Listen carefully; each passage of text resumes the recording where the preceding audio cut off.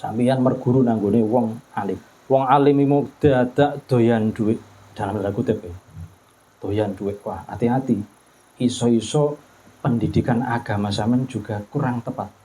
Jadi gak wong iku tok, sampeyan sing diulangi ya melu gak tepat. Nanti ada keterangan di bawahnya, yaitu keterangan kenapa logikanya kok seperti itu. Jadi ini ono wong alim kok doyan duit, terus iku mau ngulang nang gone sampeyan. Iku berarti sing kena aku to. Gak ngomong sampean sing ngomong sing diomong aku. Kok doyan duit? Hati-hati. Iso-iso ilmu agama sampean berpengaruh.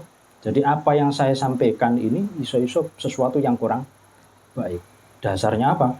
Karena orang yang suka terhadap sesuatu, maka dia akan mendalami sesuatu itu. Jadi ini wong iku seneng urusan dunia, urusan duit.